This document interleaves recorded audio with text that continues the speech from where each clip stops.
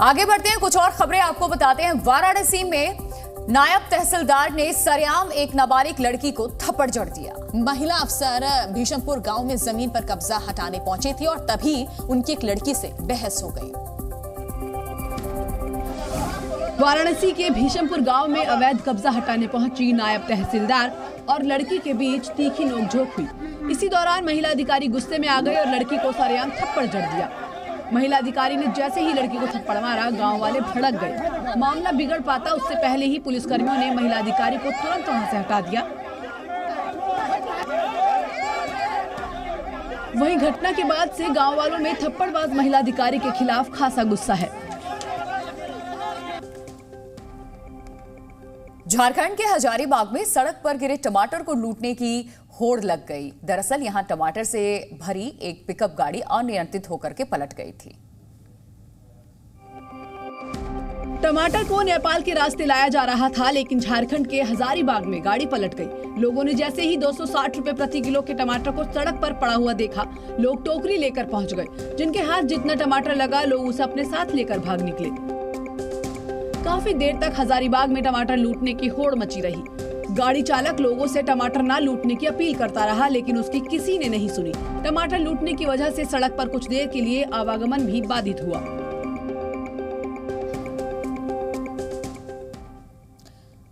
UP के बुलंदशहर में दो बाइकों की हुई टक्कर के बाद बवाल हो गया। बाइक की टक्कर होने के बाद दोनों बाइक सवार मारपीट पर उतारू हो गए और एक दूसरे से मारपीट की। घटना बुलंदशहर के शर्मा इंटर कॉलेज के पास हुई। दो बाइक की टक्करों के बाद एक छात्र और एक युवक की आपस में लड़ाई हो गई। देखते ही देखते विवाद इतना बढ़ा कि दोनों एक दूसरे पर लात घूंसे बरसाने लगे, जिसकी वजह से वहां अफरा तफरी का माहौल बन गया। मारपीट की इस घटना से सड़क पर जाम लग गया। हालांकि मौके पर मौजूद लोगों ने बीच बचाव कर लड़ाई कर रहे दोनों युवकों को अलग कर दिया।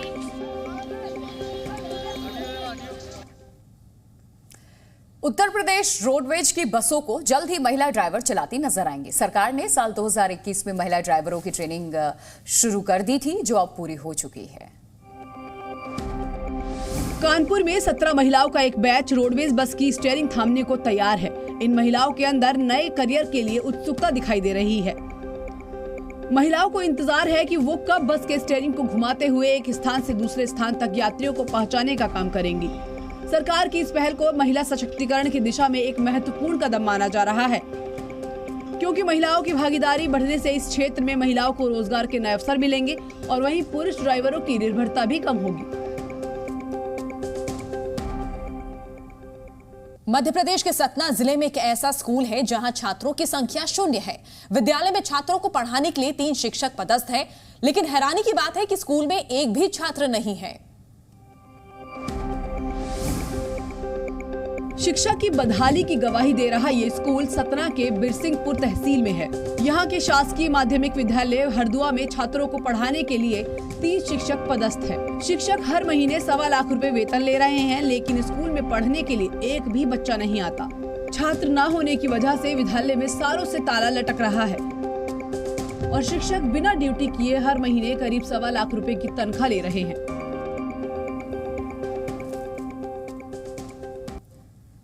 मध्य प्रदेश के धार जिले में बच्चों को स्कूल जाने के लिए हर दिन अपनी जान को जोखिम में डालना पड़ता है। यहाँ बच्चे पढ़ाई करने के लिए अपनी जान तक की परवाह नहीं करते और नदी पार करके हर दिन स्कूल पहुंचते हैं। ये वीडियो मध्य प्रदेश के धार जिले के सरदारपुर तहसील का है। नदी पर पुलिया न बने होने की वजह से छात्रों को नदी पार कर स्कूल जाना पड़ता है। छात्र हर दिन स्कूल जाने के लिए नदी को तैर कर पार करते हैं और फिर कपड़े बदल कर स्कूल जाते हैं। बारिश के दिनों जब नदी उफान पर होती है तो कचनारिया प्राथमिक विद्यालय की छुट्टी बोल दी जाती है। पिछले कई सालों से छात्रों की पढ़ाई का नुकसान हो रहा है, लेकिन प्रशासन इस तरफ कोई ध्यान नहीं दे रहा। उत्तराखंड के हल्द्वानी में बेहिसाब बारिश के बाद शहर के हालात बिगड़ गए हैं। मूसलाधार बारिश की वजह से बरसाती नालों में उफान आ गया है और उसका पानी शहर के सड़कों पर सैलाब की तरह बहने लगा है। हल्द्वानी में तेज बारिश के बाद आई बाढ़ को देखकर लोग खौफ से भर गए। मूसलाधार बारिश के बाद रक्सिया नाले का पानी शहर में तांडव मचाता दिखाई दिया। नाले का मलबा लोगों के घरों में घुस गया और जो तस्वीरें सामने आई उससे कई गाड़ी पानी में तैरती दिखाई दी। वहीं से आई एक दूसरी तस्वीर में पानी से भरी सड़क पर कुछ गाड़ियां रेंगती दिखाई दी। कुछ इलाकों में सड़क पर कमर तक पानी भर गया। वहीं बाढ़ से बिगड़े हालात से निपटने के लिए जिला प्रशासन लगातार मॉनिटरिंग कर रहा है। नेपाल से पानी छोड़े जाने के बाद यूपी के श्रावस्ती में राप्ती नदी उफान पर आ गई है। सैलाब की चपेट में आने से यहां कई गांव बाढ़ में डूब गए हैं। यूपी के श्रावस्ती में सैलाब की चपेट में जो कुछ आया, बाढ़ का पानी उसे अपने साथ बहा कर ले गया। भिनगा मल्हीपुर मार्ग के आसपास की जो तस्वीरें सामने आई, उनमें हर तरफ सिर्फ और सिर्फ तबाही दिखाई दे रही है। जिन सड़कों पर कल तक लोग चलते फिरते थे, वो सड़कें अब दरिया बन चुकी हैं। जान बचाने के लिए लोग लकड़ी के सहारे नदी पार कर रहे हैं। लोगों को बाढ़ से निकालने के लिए बाढ़ प्रभावित गांवों में पुलिस तैनात कर दी गई है ताकि कोई अनहोनी न हो पाए।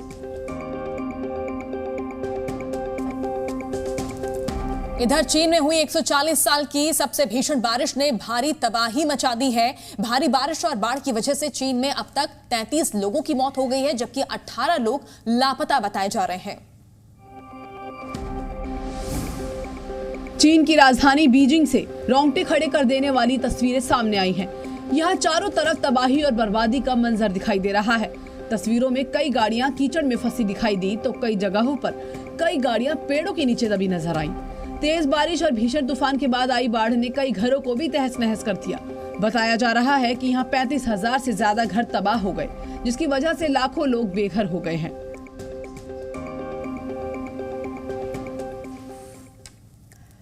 यूरोप के देश नॉर्वे में बाढ़ और तूफान ने कोहराम मचा दिया है। कई दिनों से लगातार हो रही बारिश की वजह से एक बांध भी यहां टूट गया और भारी बारिश, तेज हवाओं ने नॉर्वे में जमकर तबाही मचाई है। नॉर्वे से बाढ़ और बारिश की कई डराने वाली तस्वीरें सामने आई हैं। एक वीडियो में पहाड़ों के ऊपर से सैलाब आता दिखाई दिया, जिसने पूरे शहर को बाढ़ में डुबा दिया। पानी का बहाव इतना तेज था कि सड़कों पर सैलाब आ गया और सैकड़ों लोगों को घर खाली करने के लिए मजबूर होना पड़ा। उधर नॉर्वे से ही आई एक दूसरी तस्वीर में बेलगाम पानी अपने साथ एक घर को बहा कर ले जाते हुए दिखाई दिया, जो कुछ ही देर में नदी पर बने एक पुल से जाकर टकरा गया। इसके बाद वो घर वहीं पर धराशायी हो गया। अमेरिका के हार्बर में जंगल में भड़की आग ने लोगों की परेशानी बढ़ा दी है। भीषण अग्निकांड की वजह से यहां कई घर और दुकानें जलकर राख हो गए हैं।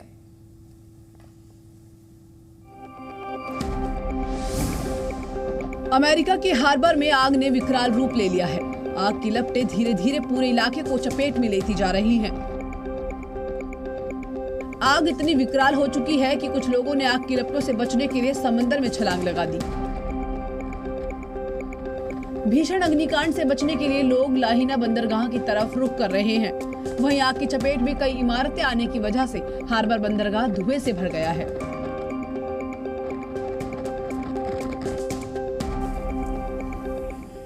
यूक्रेन से जारी जंग के बीच में आज एक बार फिर पुतिन ने पूरी दुनिया को अपनी ताकत दिखाई। यूक्रेन के शहर ज़ैपोरिज़िया में रूस ने ताबड़तोड़ रॉकेट हमले किए, जिसमें 2 लोगों की मौत हो गई है। यूक्रेन के शहर ज़ैपोरिज़िया में पुतिन की सेना ने एक बार फिर कहर बरपाया है। रूसी सेना ने यूक्रेन की रिहायशी इमारतों में रॉकेट से हमला कर दिया, जिसमें 2 लोगों की मौत हो गई, जबकि कम से कम 7 लोग घायल हो गए। हमले के बाद का जो वीडियो सामने आया है, उसमें ज़ैपोरिज़िया शहर में तबाही का मंजर नजर आया। रॉकेट हमले के बाद एक चर्च के पास धुआं उठता दिखाई दिया, जबकि पास की कई इमारतों में आग लग गई है। भारत का चंद्रयान 3 चांद की और करीब पहुंच गया है। इसरो ने चंद्रयान 3 को चंद्रमा के तीसरे ऑर्बिट में पहुंचा दिया है। अब चंद्रयान 3 चांद की तीसरी ऑर्बिट में चक्कर लगा रहा है। 14 अगस्त को चंद्रयान 3 की एक बार फिर कक्षा बदली जाएगी और उसे चंद्रमा के चौथे ऑर्बिट में डाला जाएगा। इसके बाद 16 अगस्त को चंद्रयान 3 को 5वीं कक्षा में डाला जाएगा।